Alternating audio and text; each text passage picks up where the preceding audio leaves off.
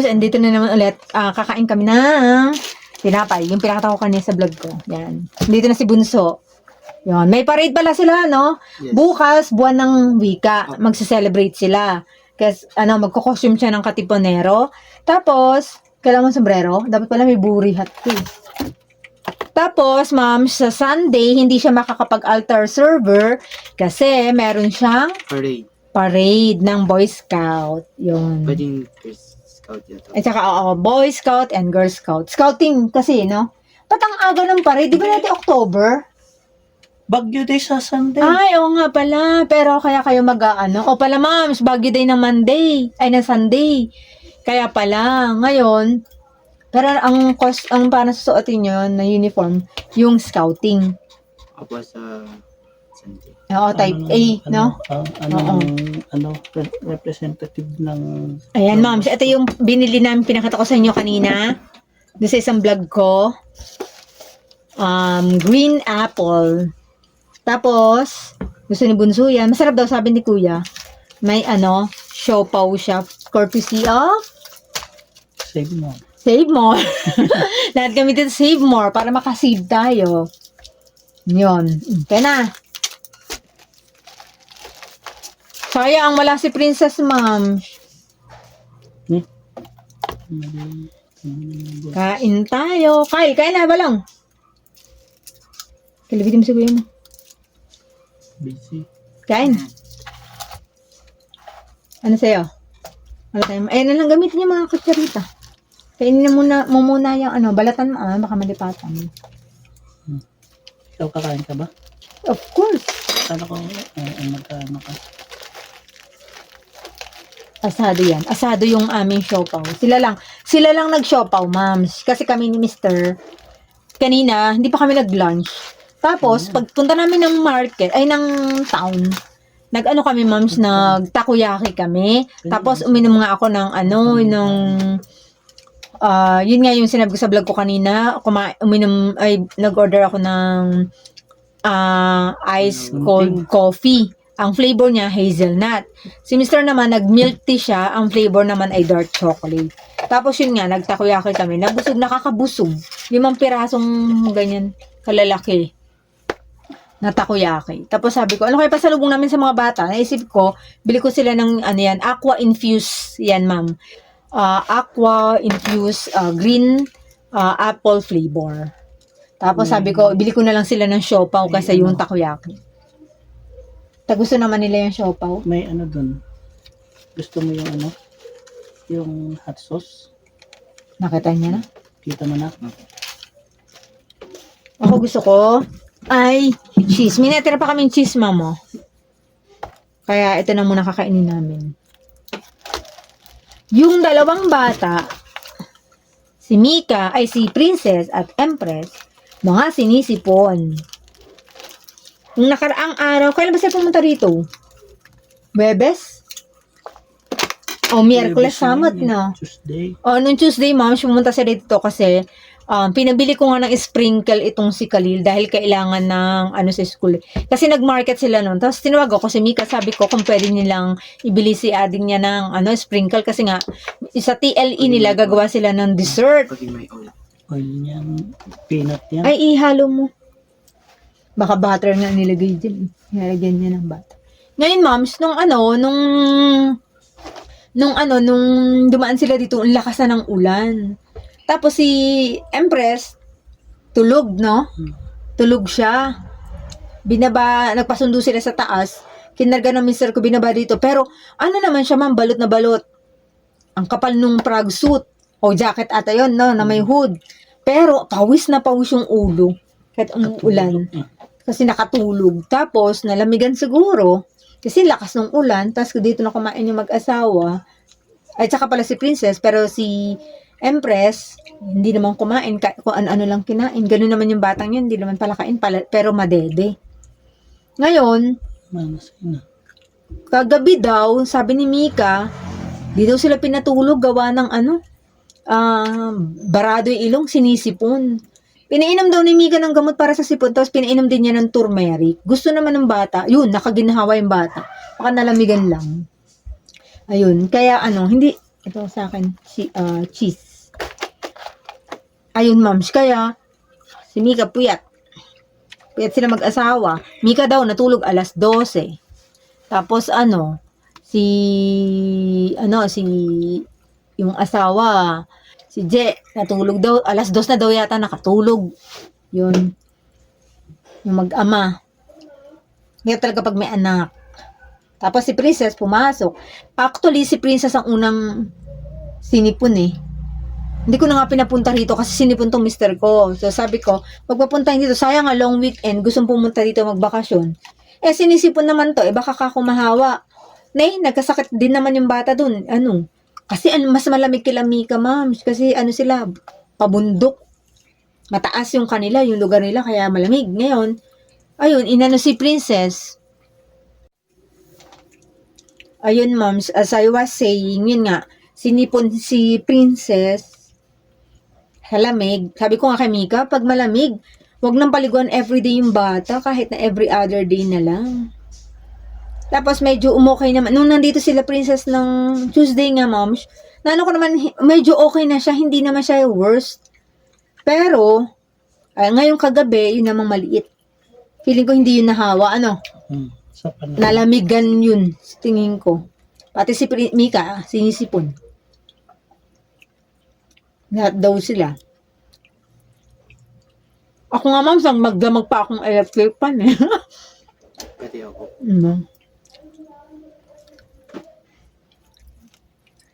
Patikim nga. Masarap. Hindi matabang, natunaw na yung yelo eh. Sobrang tamis po. Tama lang pala. May kasi, Alam mo yung Fanta? Fanta ba yun? Yung Yung mga bata syrup. tayo?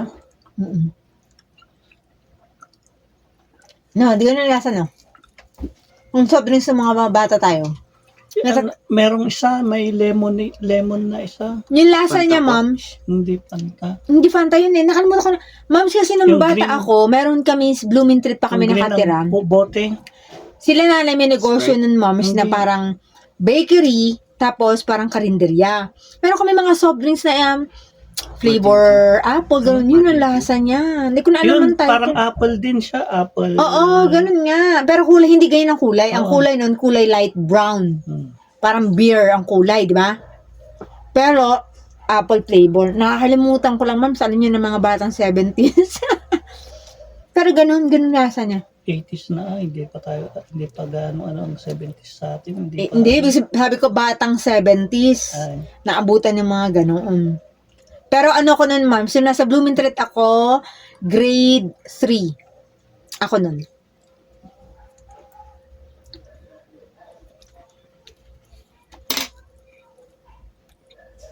Kaya yun, si Kyle, walang pasok. May pasok, pero asynchronous, kaya dito yan sa bahay. Pag-uwi namin, kagigising lang daw. Saka ma'am, wala kaming pasok dito sa Baguio ng Monday. September 2. yun ang, Dineclare nilang special holiday kasi sa September 1 Baguio Day. Parang nilong weekend nila, no? Kasi yung mga bata nga magpaparade. Alas 7 daw ang call time. Oh, diba? Masarap, Han? Walang maniyan? wala. Yun. Kasi tinandaan ko yung color natandaan ko yung color nung takip. Tsaka yung kulay nung peanut butter. At bibigay ng activities po. Bukas. Magluluto ako, ma'am, ng pansit. Dadali ng mister ko bukas ng tanghali doon. Sa hapon. Kain na, bunso. Balong, kain na. Kain ka muna tinapay, Ito, sabi ko kung kailangan mo ng ganito. Marami mga klase. Ayun, huwag kong ganyan. Ayokong hiningin ako ng mga kaklase ko noon. Kali, kunin mo to, Opo. In case of emergency. Sobrang tamis pala. Nila kanilagyan maraming yelo. No? Yelo. Sobrang tamis.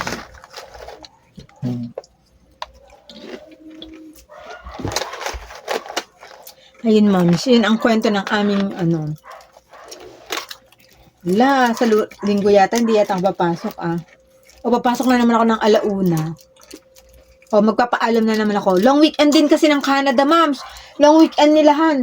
August 30, holiday ng Canada.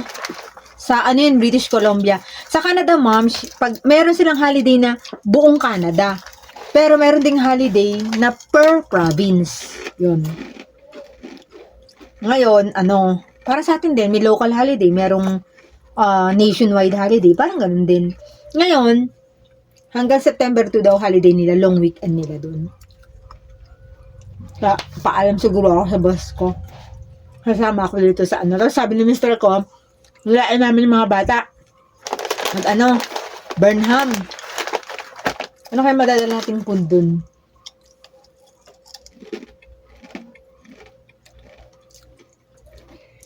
Kaya lang, may bit-bit ka. Nasamahan doon sa pared. Anong bit-bit? Ano kakain sa Burnham? Hindi tayo kakain sa Burnham?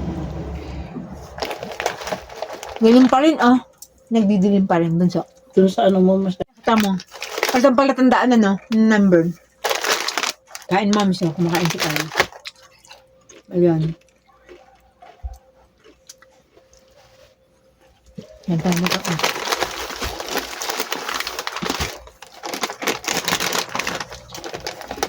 Sinisipon ka ba, Mikael?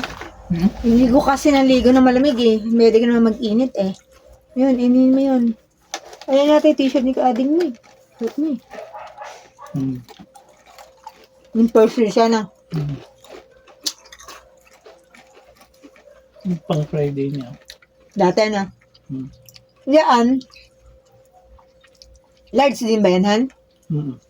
XL. Pwede ka mo po ayun, upo ano. Bigyan mo kayo na upo niyo.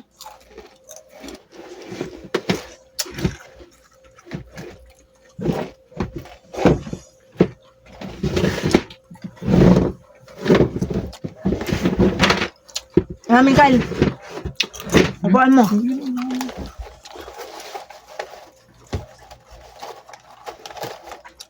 Buti nga, ma'am, sila ako naka-enroll ngayon. Ang daming, ginagawa sa Trinidad. Ano, Kyle? Sobra daw traffic ngayon, ma'am, sa Trinidad. Yung ginagawa. Buti nga, tapos panay pa ulan. Mabilis nga daw eh. Tagal nun, matagal na yun. Hindi, mabilis yung gawa nila kasi habang binabakbak, may sumusunod na nagsesemento na. Ba't ang tagal? Hindi gaya dito sa Baguio na babakbak muna lahat bago semento yan. Hindi ko alam kung makakain na ako next, mams. Pero gusto ko, kaya lang, depende sa mangyayari. Kasi nga, marami akong trabaho ngayon, mams. Kasi nga, di ba, pinahandle na sa akin yung isang business nila. Yung business ng boss ko na yun, 3 years na daw yun. E-commerce yun. Mga ano ba yun, Han? Wellness? Ano ba tawag sa ganun? Health, wellness? Ganun, mams. Mga gamot-gamot. Vitamin.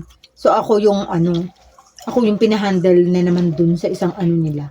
Tagasagot ako ng mga tanong, mga inquiry, ng customer service, parang ganun, moms. Tapos, ako yung tagagawa ng mga letter, email marketing, ganyan. Tapos, susunod na gagawin ko doon ng social media. Doon, hindi pa ako natitraining doon.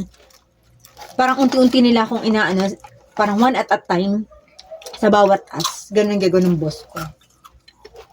Parang hindi ako mabigla. Tsaka kasi, yung focus ko nandun sa dati nilang business. Tapos sabi ng boss ko, hanap ako ng bagong operation manager kasi totally dun na ako sa ako na fully magmamanage ng isa. Kaya gusto ng boss ko, hanap ako ng iti-train ko daw napapalit sa pwesto ko. Tapos ako fully, sa backup office na daw talaga ako. Which is, gusto ko naman, kaya minsan namimiss ko rin mag-call. Saka yung commission, kung nakaka-sold, gano'n, nakaka-sale, yun. Gusto nga ng boss ko, lalaki. Sabi ko nga, si Kalishana, palit ko sa akin, kaya lang, hindi pa naman tatapos mag-aral. Kung ka-graduate siya, out open pa yung position, di ko.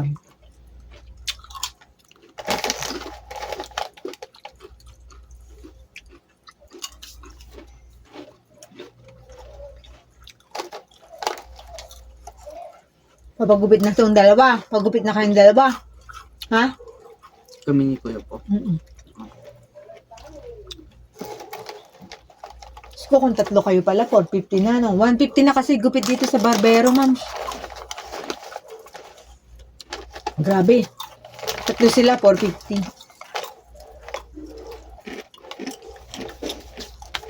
Salamat, tapos na ang ghost month. September 2, tapos na ang ghost month. September 7, mga moms, ano yan? Opening na ng success yan, September 7. Kaya lahat na ng swerte, aabutin natin. Basta magsipag lang tayo. Walang swerte na biglang dadating sa'yo. Kailangan magharap ka ng trabaho, magsipag ka, magtiyaga ka, magdasal ka para marami opportunity dadating. Ayun. Ako nga man, sa pasok ko 5 o'clock, pero pumapasok ako alas 2, o diba? Kaya nakaka-workaholic. Mahal ko yung trabaho ko, kaya nabibiyayaan tayo. Naghanap pa nga ako na another additional part-time ko sayang. Yung mga per hour ang kinukuha ko. Yung mga $8 per hour, $10 per hour, yun na yung inaano ko ngayon, ma'am. Hinihit ko ngayon. Ayun lang, ma'am, sa aming video. Story time lang tayo. Sa susunod na lang ulit na vlog. Ang dami kong tagawat, ma'am, so. Okay, ang dami kong ginagawa. Pero okay lang. Marami ng time pera. Sige, ma'am, so hanggang dito na lang. See you on my next vlog. Bye! Bye ka na, buso? Bye.